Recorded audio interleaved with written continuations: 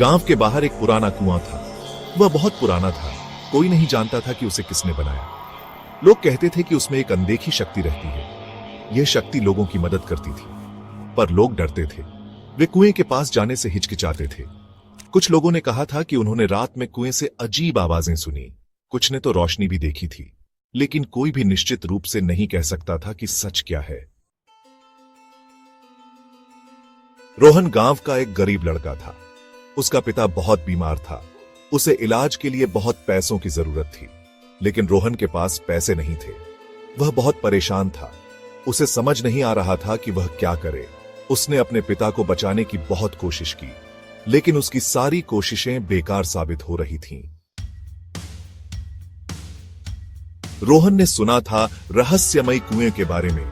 उसे लगा कि शायद यही एकमात्र रास्ता है। वह कुएं के पास गया और प्रार्थना करने लगा।